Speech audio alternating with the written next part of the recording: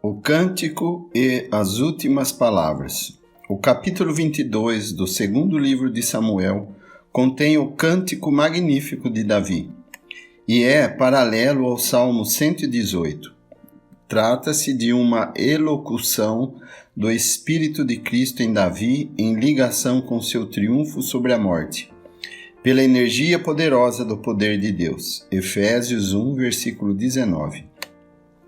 Nesse cântico, como nos diz o próprio cabeçalho, Davi dá a Deus o seu louvor por haver livrado de todos os seus inimigos e das mãos de Saul. Agradecido, ele recorda os atos gloriosos de Deus em seu favor. Falo, todavia, numa tal linguagem que nos achamos conduzidos imediatamente de Davi e todos os seus conflitos àquele terrível conflito que se travou em redor da sepultura de Jesus, quando todos os poderes das trevas alinharam ameaçadoramente contra Deus. Que tremenda cena aquela! Nunca antes e nunca desde então se travou um combate igual àquele. Assim como nunca foi ganha uma tal vitória, quer pensemos nos poderes envolvidos em luta, quer nas consequências que dela advieram. De um lado estava o céu, do outro o inferno. Eles eram os poderes em luta. E quanto às suas consequências, quem poderá jamais descrevê-las? Em primeiro lugar, a glória de Deus e do seu Cristo. Em segundo lugar, a salvação da Igreja, a restauração e bênção das tribos de Israel e a libertação completa do vasto domínio de Satanás, a maldição e a servidão da corrupção. Eis alguns dos seus resultados. Portanto, foi feroz o ataque do grande inimigo de Deus e do homem na cruz e na sepultura de Cristo. Os esforços do valente para impedir que lhe fosse tirada a sua armadura e tomada a sua casa foram violentos, mas em vão. Jesus triunfou, abre aspas, porque me cercaram as ondas da morte, as torrentes de Belial me assombraram. Cordas do inferno me cingiram, encontraram-me laços de morte. Estando em angústia, invoquei ao Senhor, e ao meu Deus clamei. Do seu templo ouvi ele a minha voz, e o meu clamor chegou aos seus ouvidos. Versículos 5 a 7. Essas palavras exprimem aparentemente fraqueza, mas nelas há verdadeiro poder. Aquele que é aparentemente o vencido torna-se o vencedor. Jesus foi crucificado por fraqueza, contudo vive pelo poder de Deus. 2 Coríntios 13, versículo 4. Havendo derramado o seu sangue como a vítima pelo pecado, entregou-se nas mãos do Pai, que pelo Espírito Eterno o ressuscitou dentre os mortos.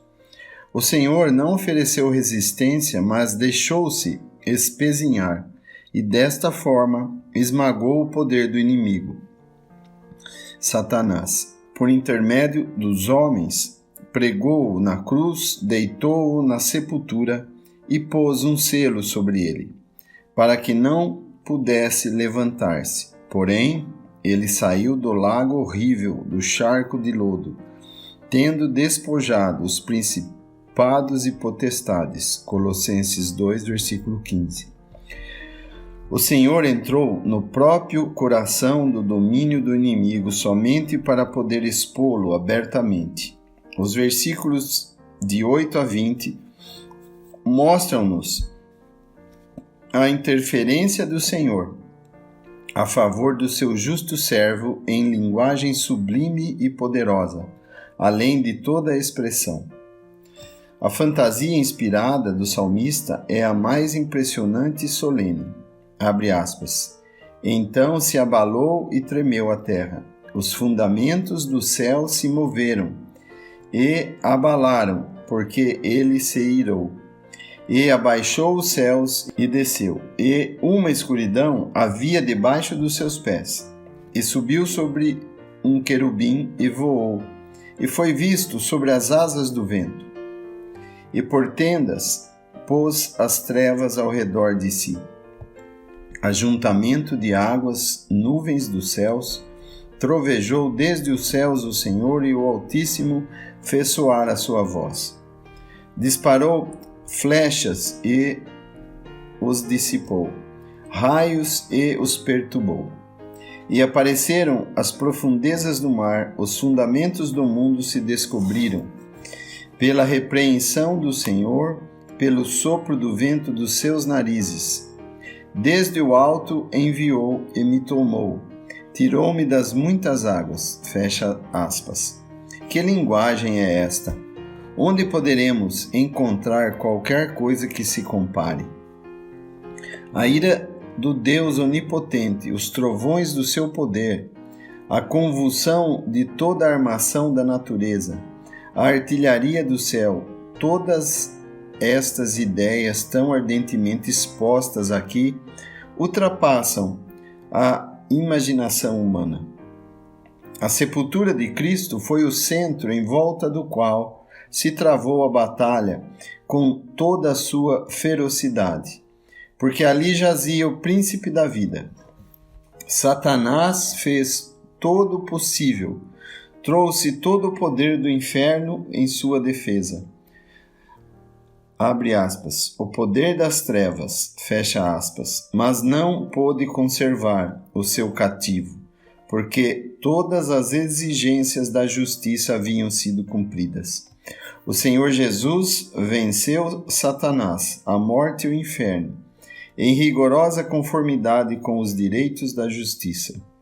É este o gozo do cristão, a paz do cristão. De nada valeria ouvir dizer que Deus tinha vencido Satanás completamente, uma sua criatura, mas ouvir contar que ele, como o substituto do homem, substituto do pecador, como penhor da igreja, ganhou a vitória. Isto, quando é acreditado, dá à alma paz inefável.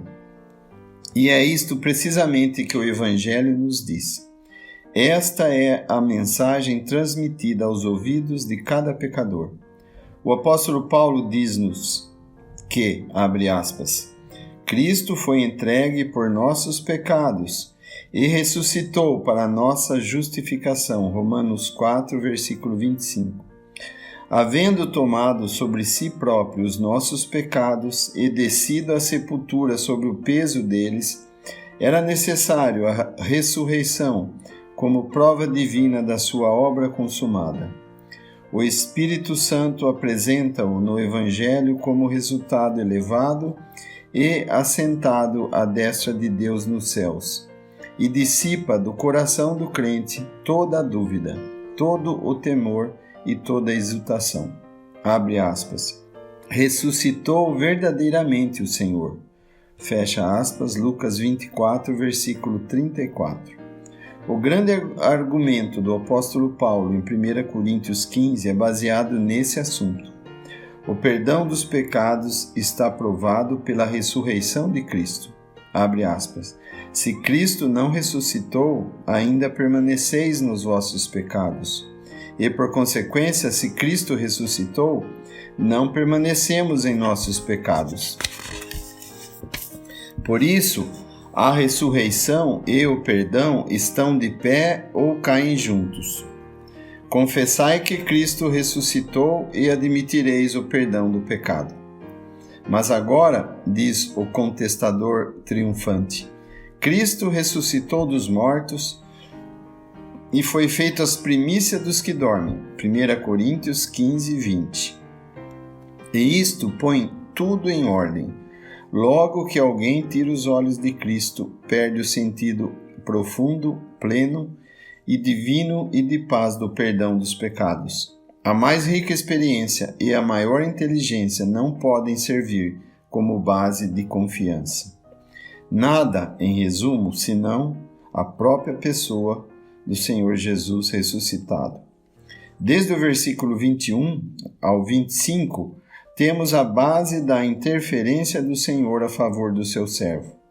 Esses versículos provam que, em todo o cântico, temos um maior que Davi. Davi não podia dizer, abre aspas, recompensou-me o Senhor conforme a minha justiça, conforme a pureza das minhas mãos, me retribuiu.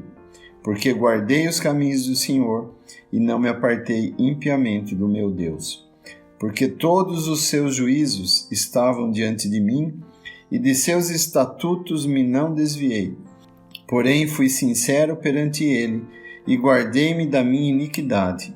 E me retribuiu o Senhor conforme a minha justiça, conforme a minha pureza diante dos seus olhos. Fecha aspas. Quão diferente é esta linguagem daquela que encontramos no Salmo 51, que já consideramos. Ali é dito, abre aspas, tem misericórdia de mim, ó Deus, segundo a tua benignidade, segundo a multidão das tuas misericórdias. Fecha aspas. Esta linguagem era agradável para um pecador caído como Davi se considerava. Não se atreveu a falar da sua justiça, que era como trapos de imundícia. E quanto à sua recompensa, ele sentia que o lago de fogo era tudo que podia, em justiça reclamar com base naquilo que era. Por isso, a linguagem deste capítulo é a linguagem de Cristo, o único que podia empregá-la. Só ele, bendito seja o seu nome.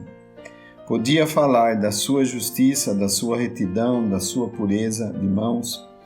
E aqui vemos a graça maravilhosa que brilha na redenção.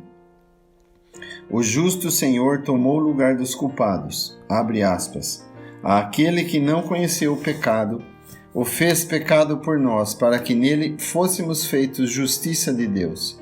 Fecha aspas, 2 Coríntios 5, 21. Eis aqui, pois, o lugar de repouso para o pecador. É aqui que ele pode ver a vítima imaculada pregada na cruz por ele. Contempla a plena redenção emanando da obra perfeita do Cordeiro de Deus e pode também contemplar o Senhor interferindo a favor do seu glorioso e gracioso substituto. E como consequência a seu favor, numa base, ele, além disso, inteiramente justa.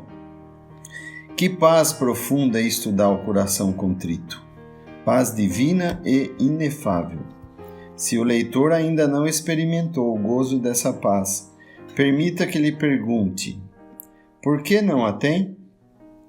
Poderá ler este capítulo sabendo a quem se refere a sua linguagem e hesitar, ainda que só por um momento, em aceitar os resultados preciosos da obra de Jesus crucificado e ressuscitado?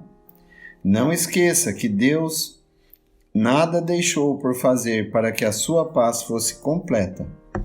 Cristo nada deixou por fazer e o Espírito Santo dá testemunho de modo tão claro e inequívoco no Evangelho da perfeita salvação que há em Cristo Jesus nosso Senhor, que nada senão a incredulidade pode pôr-se de permeio. Tudo já foi feito. Que mensagem preciosa! Possam os nossos corações deleitar-se mais e mais nela, em vista de todos os nossos graves pecados. O Cântico de Davi termina com uma alusão à glória dos últimos dias, que lhe dá um caráter de perfeição e um alcance particularmente notáveis. Abre aspas. Os filhos de estranhos se me sujeitarão. Por isso, ó Senhor, te louvarei entre as gentes. Fecha aspas, versículos 45 e 50. Desta forma, somos conduzidos ao longo de um caminho maravilhoso que começa na cruz e termina no reino. Aquele que foi sepultado há de sentar-se no trono, e as mãos que foram feridas com os cravos empunharão o cetro, e a fronte que foi desonrada com uma coroa de espinhos será engrinaldada com um diadema de glória. E nunca a pedra final será posta sobre a superestrutura que o amor divino começou a erigir, até que Jesus de Nazaré ascenda ao trono de Davi e domine sobre a casa de Jacó. Então, A glória da redenção será verdadeiramente celebrada no céu e na terra, porque o Senhor será exaltado e os remidos sentir-se-ão perfeitamente e eternamente felizes. Olharemos então por entre as glórias desse dia bendito para a cruz do Senhor Jesus Cristo, com base de todo o glorioso edifício e a lembrança da sua paixão. Dará vigor e fervor ao cântico da redenção. Abre aspas. Digno é o Cordeiro que for morto de receber o poder e riquezas e sabedoria e força e honra e glória e ações de graças. Fecha aspas. Apocalipse 5, versículo 12. Nas últimas palavras de Davi, aprendemos uma lição semelhante. É deveras interessante verificarmos na história de todos os servos de Deus que, havendo aprendido a completa nulidade de todos os recursos humanos e terrenos, eles têm caído nos braços de Deus e achado nele uma parte infalível e um refúgio certo. Assim sucedeu com aquele cuja história temos estado ocupados. Em toda a sua carreira ele pôde aprender que somente a graça divina podia valer-lhe. E no fim, dá testemunho disto. Quer pensemos no seu cântico, quer nas suas últimas palavras, o assunto proeminente é o mesmo, isto é, a suficiência da graça divina. Contudo, as últimas palavras de Davi recebem energia do conhecimento das exigências de Deus quanto ao caráter que deve distinguir um governante. Aquele que domina sobre os homens deve ser justo, dominando no temor de Deus. 2 Samuel 23, 3. Este é o padrão de Deus, nada menos que isto servirá. E onde é que nós encontramos, de entre a classe dos governantes humanos, alguém que corresponda a esse princípio? Podemos consultar a lista daqueles que têm ocupado os tronos desse mundo sem encontrarmos nenhum sequer que pudesse corresponder aos dois característicos expostos nos versículos acima reproduzidos. Aquele que domina deve ser justo e deve dominar no temor do Senhor. O Salmo 82 mostra-nos o direito de Deus julgar aqueles que têm ocupado lugares de autoridade. Abre aspas. Deus está na congregação dos poderosos, julga no meio dos deuses. Fecha aspas. Que encontra o Senhor? Justiça e o temor ao seu nome? Ah, não, muito longe disso. Abre aspas. Até quando julgareis injustamente e respeitareis a aparência das pessoas dos ímpios? Fecha aspas. É assim o homem. Eles nada sabem nem entendem, andam em trevas. Todos os fundamentos da terra vacilam. Qual é, pois, o recurso em vista de um tal estado de coisas? Levanta-te, ó Deus, julga a terra, pois te pertencem todas as nações. O Senhor Jesus é apresentado aqui como aquele que é competente para ocupar o trono segundo os pensamentos de Deus. E o Salmo 72 dá-nos um esboço perfeito do que será o seu governo.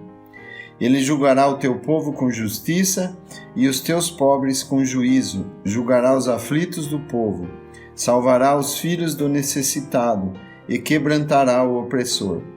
Ele descerá como a chuva sobre a erva ceifada, como os chuveiros que umedecem a terra. Em resumo, o Salmo todo deve ser lido como uma amostra do reino milenial do Filho do Homem. E o leitor há de perceber como as últimas palavras de Davi se harmonizam com o seu espírito. Abre aspas. E será como a luz da manhã, quando sai o sol da manhã sem nuvens, quando pelo seu resplendor e pela chuva a erva brota da terra. Fecha aspas. 2 Samuel 23, versículo 4. São palavras de consolação.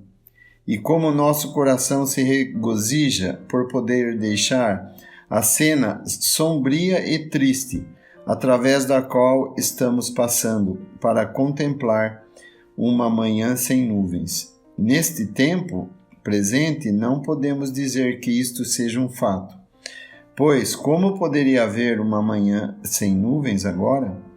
Como poderia a humanidade caída num mundo de gemidos gozar de um céu sem nuvens? É uma coisa de todo impossível, até que a eficácia da cruz seja aplicada a tudo e toda a criação entre no seu pleno repouso sob o domínio daquele que se chama Immanuel, Deus conosco. Para onde quer que olharmos ou depararmos, sempre com nuvens e trevas, uma criação de gemidos, Israel espalhado, a igreja dividida, sistemas pervertidos, falsas profissões, princípios corrompidos, todas essas coisas tendem, como o fogo do abismo, a escurecer o horizonte e obscurecer a nossa vista. Porém, com o coração se expande com o pensamento de uma manhã sem nuvens. Bem podia o salmista falar do seu resplendor depois da chuva. O povo de Deus tem sempre sentido que este mundo é um vale de lágrimas, de nuvens e chuva. Porém, o raiar do milênio porá fim a tudo isto.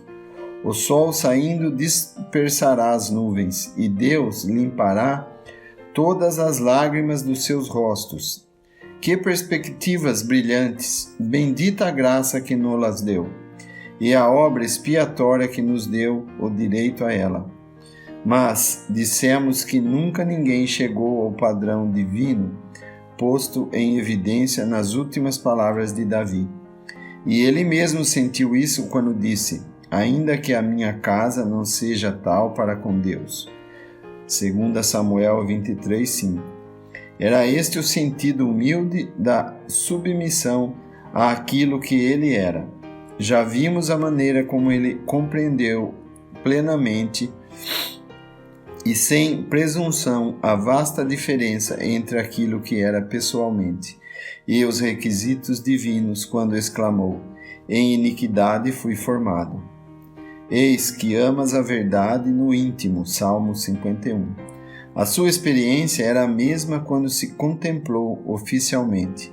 Ainda que a minha casa não seja tal para com Deus, nem ele era, quer como homem, quer como rei, o que deveria ser. E era por isso que a graça era tão preciosa para o seu coração. Olhou para o espelho da lei perfeita de Deus e viu nele a sua própria deformidade. Então olhou à sua volta e contemplou o concerto de Deus, em tudo bem ordenado e guardado, e descansou com simplicidade incontestável.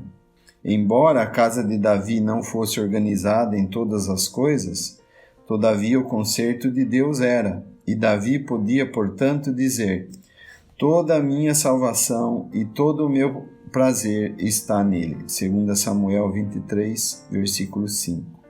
Havia aprendido a olhar para Deus e o seu concerto eterno. E podemos dizer que assim como a compreensão da sua nulidade pessoal e oficial era verdadeira, a sua compreensão daquilo que a graça de Deus fizera por ele era real e profunda. O conhecimento do que ele era humilhava-o, ao passo que a visão daquilo que Deus era animava-o. Era motivo de alegria poder, ao verificar a nulidade de todas as coisas humanas e encontrar o seu lugar de repouso no concerto bendito do seu Deus, no qual encontrava incluídos e eternamente assegurados a sua salvação e todos os seus desejos.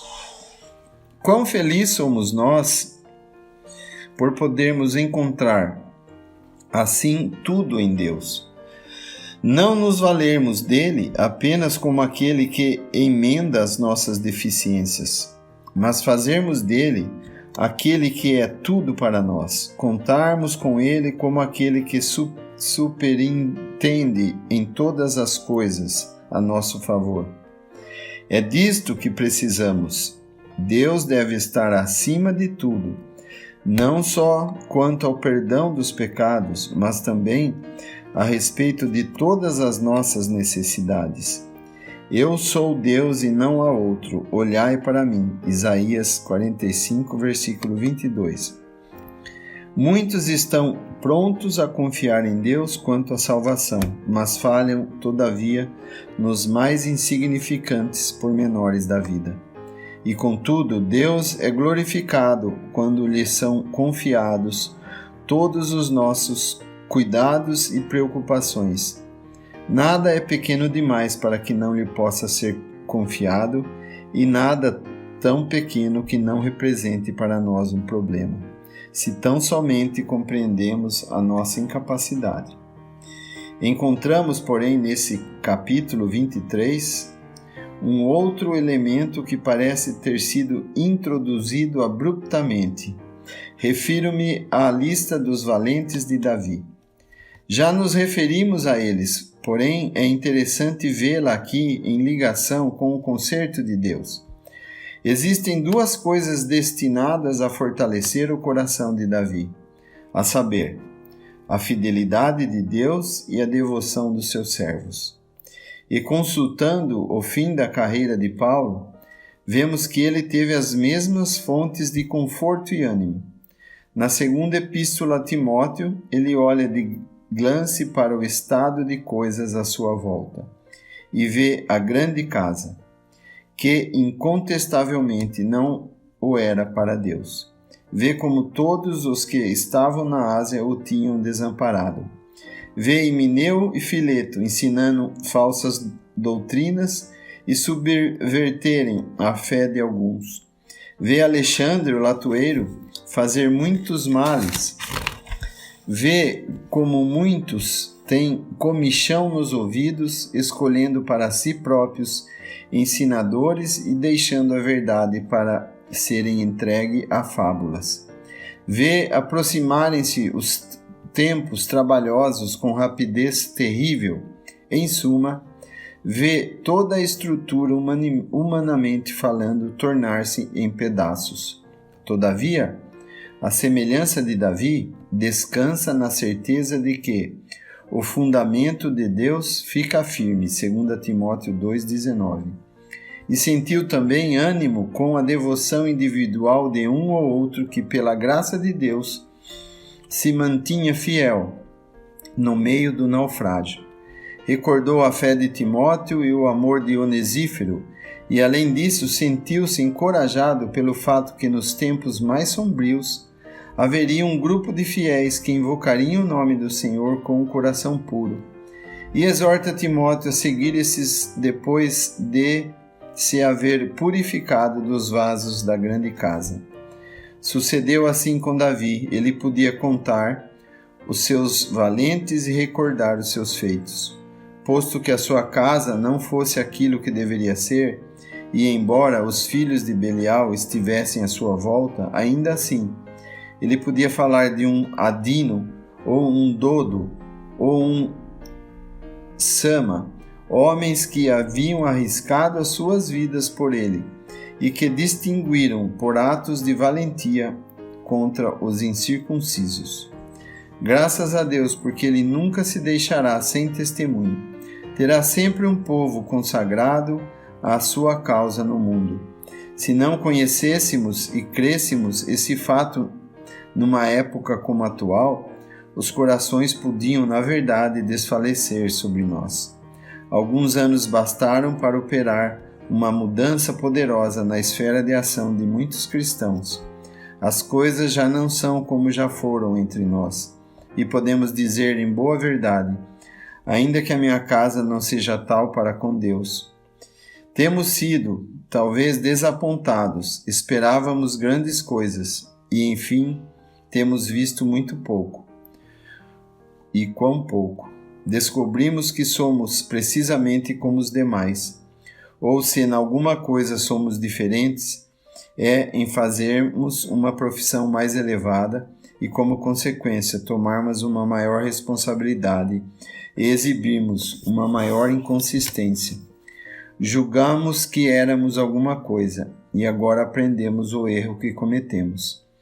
Permita o Senhor que possamos aprender isto corretamente, inteiramente, e aprendê-lo no pó, na presença do Senhor, de forma a nunca mais levantarmos as nossas cabeças, mas antes andarmos no sentido permanente da nossa nulidade.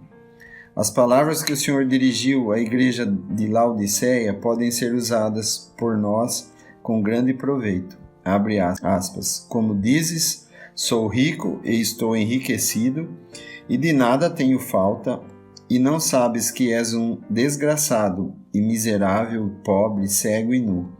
Aconselho-te que de mim compres ouro provado no fogo, para que tenha riquezas, e vestidos brancos para que te vistas, e não apareça a vergonha da tua nudez. E que unjas os teus olhos com o colírio para que vejas. Apocalipse 3, versículos 17 e 18. Se a nossa experiência nos levar a apoiarmos-nos mais simplesmente em Jesus, teremos motivos para bendizer ao Senhor por tudo. E, de fato, apenas podemos reconhecer que é um ato especial de misericórdia sermos libertados de todo o falso fundamento de confiança. Se procurávamos levantar um sistema, é bom sermos libertados da sua influência e aderirmos simplesmente à palavra de Deus e ao Espírito. Companheiros nomeados na carreira da igreja através do deserto deste mundo. Nem tampouco devemos ser indiferentes ao incitamento agradável que, aqui e ali, resulta da afeição de uns para com os outros. Há muitas pessoas que mostram o seu amor por Cristo e o alto conceito em que tem a doutrina da igreja, e isto é uma grande misericórdia de Deus, posto que o inimigo tenha feito muito mal. Não pode ter tudo à sua vontade. Há muitos que estão prontos a gastar as suas energias e poder na defesa do Evangelho. Que o Senhor acrescente o seu número e aumente também o vigor de seu desempenho. E, por fim, que Deus nos torne mais agradecidos pela sua graça, em ter posto diante de nós, na sua palavra, a verdadeira posição e carreira dos seus servos nesses últimos dias, e bem assim aqueles princípios que somente nos podem manter no meio da confusão e das contendas. Tudo o que devemos esperar é sermos fiéis até o fim. Se procurarmos fazer barulho no mundo ou levantar um testemunho para o Senhor, ficaremos desapontados. Porém, se estivermos contentes por andarmos humildemente com Deus, teremos motivo para nos regozijarmos, e o nosso trabalho não será vão. Davi havia pensado fazer muita coisa e era sincero nos seus propósitos a esse respeito, mas teve que aprender que a vontade de Deus a seu respeito era que ele servisse a sua geração.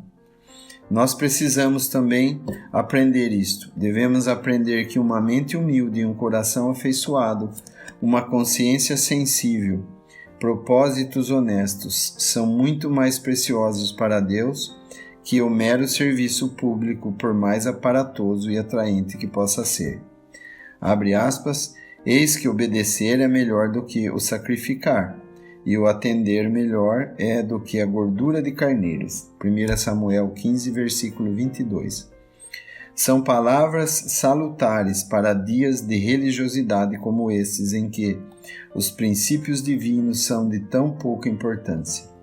Que o Senhor nos guarde fiéis até o fim, de maneira que a semelhança daqueles que partiram antes de nós, quer durmamos em Jesus, ou sejamos arrebatados a encontrá-lo nos ares, possamos ser achados por ele imaculados, irrepreensíveis em paz. 2 Pedro 3, versículo 14. No entanto, regozijemo-nos nas palavras do apóstolo Paulo a Timóteo. Abre aspas. Todavia, o fundamento de Deus fica firme tendo este selo. O Senhor conhece os que são seus e qualquer que profere o nome de Cristo aparte-se da iniquidade. Fecha aspas, 2 Timóteo 2,19.